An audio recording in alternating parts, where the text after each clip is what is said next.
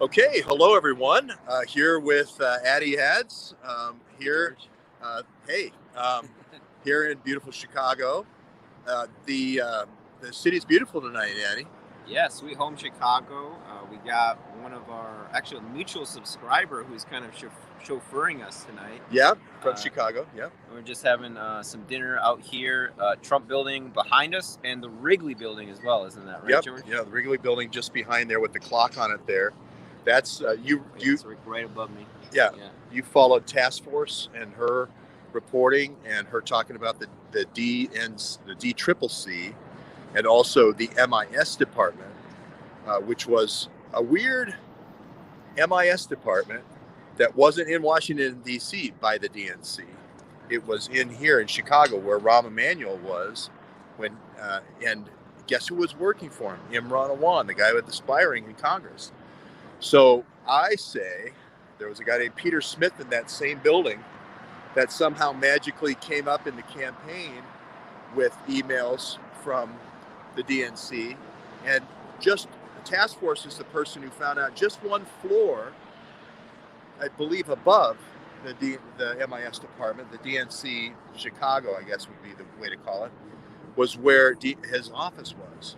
Oh wow. And So, for people just joining us, Task Force, Jenny Moore, George Webb's former investigative research reporter partner, and then MIS. What is that for newcomers, George? that management information systems, Okay. and they actually called themselves the MIS department. So people would say, well, you need to call the MIS department. Like when they needed a new computer. And so, It sounds pretty standard. yeah, Sounds like standard protocol. yeah, I go get a computer and they're going to send me a computer. I'll call the MIS department. They'll configure me a laptop. They'll configure me a phone. But guess what? It was actually being configured here in Chicago at the MIS department. And if you are a guy named Dmitry Alperovich and you've done backdoors in electronic equipment for 20 years, guess what? You'll know everything everyone in the MIS, in the DNC is thinking, and you'll be able to get rid of the ones that don't like Hillary, and you'll be able, and get rid of the ones that like Bernie, and keep the ones that think like you do, which is what I think they did. So Cook County is one of the most corrupt police forces yeah, in the nation. I would say top 3 for sure. They had actually a CIA black site, actually very close to where we're standing right now, somewhere downtown, that was proven to exist. And the reason it came to kind of fruition news-wise is because these lawyers weren't allowed to see their clients when they were being held at the black site. Home and Square, and Yeah, you got it. Home and Square, that's the name of it. Task Force and I went to Home and Square. Oh, As wow. a matter of fact, we had some Bloods roll up on us at Home, and we had taken a lift from like the Lincoln area of Chicago down here, right over the Ohio Bridge on Ohio Street, and the woman had a gunfight go through her house. Oh, wow. And where her son was shot, and the 2 guys in 2 different gangs running through her house and then killed her son. So that was our day at Home and Square. So, oh wow, that's fascinating. I remember reading about it, and I was just like, and this article actually came out a few years ago now. Yeah. But just doing my research on Cook County Police, I came across that. So that's quite interesting. You and Task Force made a visit over there at Home and Square, and you guys, I'm sure, have been here a couple times in this the Windy City, as they call it. Yeah, and we also were we visited with Robin Gritz here. Now that there's new news about Bob Levison, she was the FBI officer tracking Bob Levison, and we were saying, hey, Bob Levison, Osama bin Laden, he's the guy moving all the dark weapons around. Just Osama bin Laden's hand is, the Mujahideen. You think it's Libya, you think it's Syria, you think it's Afghanistan, you think it's Pakistan, you think it's Tajikistan. It's Osama bin Laden's hand moving it all around. And now their breaking story is that, Osama bin Laden was 10 years. He escaped from 9/11 and then went right to Iran for 10 years. And 100 other Al-Qaeda guys hid out in Iran. I think he may have died somewhere in there, but the latest big story right now is that they moved him then in 2010 over to Pakistan, where he was, where the Obama raid and SEAL Team 6 supposedly got him. A lot of people saying, this new guy saying it's a double, and Osama bin Laden had already died of health problems in Iran. I believe he actually went to the University of, or UPMC in Pittsburgh, because I had a person working there who said all these guys got off the plane. It was some kind of Saudi, is all they were taught, all they were told, all machine guns and so forth. They took him in to get a kidney transplant, I believe. And then the same thing happened with the Shah. The Shah of Iran went supposedly to the same place. So anyway, these are things that we've covered here before. And Levinson, quick question: could you give us like a baseball player card, quick on, Sure. on Bob Levinson? Bob Levinson was supposedly a guy who was kidnapped, but he was, during the period of time Osama bin Laden was in Iran.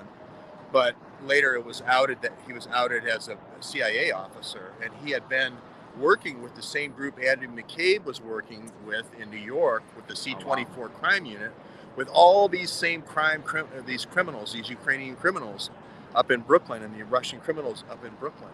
Like Michael Cohen hung out there and was one of the, like waiter boys for these guys, and Lev Parnas and all the names. And Trump ended up actually selling some of them condos in Miami and condos in various places like New York. And people who were tuning in the other day, I'm still voting for Trump. I said I was going to vote for Joe Jorgensen, but I don't know. I don't think I was serious, guys. Yeah, I think you're kidding. ATL Gray, sorry I missed you in Los Angeles, but we'll get him. Felix Sater, another informant. Yes, that's right. We're going to keep it short tonight, because the key here is, I just want to say, I know there's some people said, make sure Addy gets to the newsroom. He's going to run the newsroom. You got a master's in communications. This is for running newsrooms. Bachelor's. Yeah. This is your thing, so. Yeah, I've got experience at UW-Madison at the radio station there. But I guess a message I want to share on university to people is it's not needed to become a citizen journalist by any means. If anything, it might be a deterrence with just because, even though I did take certain classes and whatnot, you've got to have a certain out-of-the-box type of thinking that like George has to make it, I think, and make it work as a citizen journalist. So I would just recommend that to anybody listening who maybe wants to do what George is doing, or even what I'm doing at the smaller level. So he's seen the hard drive. Everyone said he's a Mossad agent to come to get my hard drive. I've got the movie. But he's actually just got the DMC thumb drive. but I actually do have the Peter Duke hard drive with the Corona 911, the uncut movie. We're going to be adding assets to that when we go over there. We're going to have the Lyndon LaRouche people come down. Tracy, you're more than welcome to come out to the festivities. Peter Duke, you're more than welcome to come to the festivities. We're all going to the Swing State Newsroom, and we'll be there probably a week at least. We might be there even 2 weeks until the election's over. Yeah, we're really south of 3 weeks now until 20 days until the election here. Yeah. And I just did 2 chats actually with Tracy Connors on my Great Awakening podcast with Shrimpsu, and on my personal channel as well, if people want to check that out. And of course, we did talk to the great creative director Peter Duke last week, and that was very well received on my channel. And of course, Peter and George have been working together for the past about 6 weeks or so. Yeah. So we got the Mossad hard drive. Now Aaron Adler is saying, do you have the Mossad Platinum credit card to cover dinner tonight? Oh, the black card? Yeah, you have the black card. I wish I had the black card. That would be nice. And there is Deborah saying another lockdown charrette. No, I hope not. We have 2 states to make our escape from. We could go out the Michigan door on one end of it and the Ohio door on the other. So speaking of that, Deborah, we're going to get back to her at dinner. Thanks very much, Addy Ads, for making history with me and going and getting this newsroom. We're talking about this. No matter who wins, if Trump wins or Biden wins, citizen journalism is going to become more important than ever. Yeah, I agree. And I just want to thank you, George, for inviting me and for being so welcoming to me, because you're just a big fish in this space, definitely. Despite YouTube's efforts, you still have quite a strong following of people who want to see you succeed. 105,000 subscribers is no joke. and you have a huge support network behind you. So I think we're all just trying to approach this dialectically and really try to understand the truth of what is going on, and that's I think the main goal that we all share. Yep, absolutely. I'll just get a couple more comments in here. Yeah, definitely. Shout out to Prophet for checking in. It's one of my subs that I share. I'm sure with you guys. Deborah, Dave Underdown, Detroit Dave, who we're gonna see tomorrow. Yeah. Yeah, very much so. And okay, a cross country network. Yes, Deborah says yes. Connie, thanks for that. Appreciate it. And there's Kevin Timmer. Hey, Kevin, come on up. All right, thanks everybody from the beautiful Chicago riverfront. Here we'll give you a look at the whole panorama, how beautiful that is. Look at that. And Addy, give him a salute, goodbye, and we'll go Stay eat. frosty, folks.